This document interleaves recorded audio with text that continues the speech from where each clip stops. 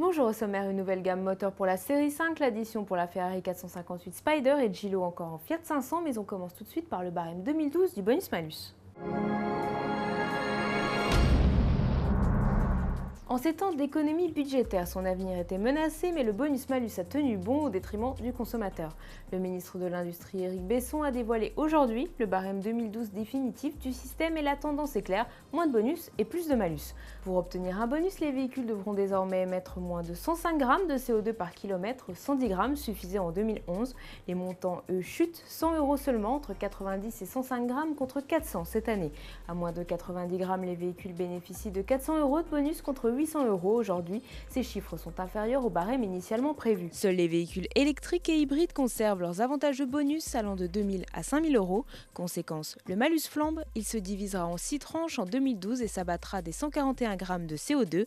Les véhicules n'étaient taxés en 2011 qu'à partir de 151 grammes. L'addition augmente surtout dans les tranches supérieures, entre 191 et 230 grammes. Les véhicules seront sanctionnés d'un malus de 2 300 €, 3 600 au-delà, soit 1 000 € de plus qu'actuellement.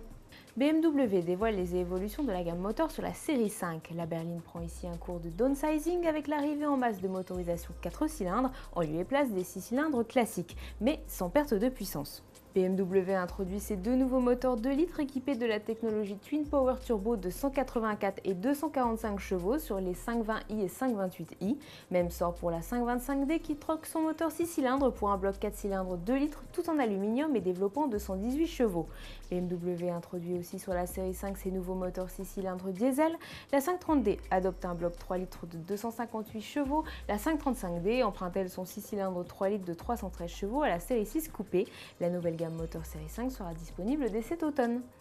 Ferrari livre l'addition pour la 458 Spider. La version découvrable de la 458 Italia sera disponible en France à partir de 224 811 €, soit 28 000 € de plus que le coupé. Mais chez Ferrari, l'important ce sont les options. Elles s'échelonnent de 251 € pour les grilles de haut-parleurs couleur cuir à 1046 € pour le pack Racing tout en carbone. Alors comptez par exemple 703 € pour la connexion iPod, 2009 € pour la sellerie bicolore ou 6279 € pour les étriers de frein couleur Rosso Scuderia. Rassurez-vous, il existe une option gratuite, vous pouvez choisir la couleur des fonds des contours, jaune ou rouge.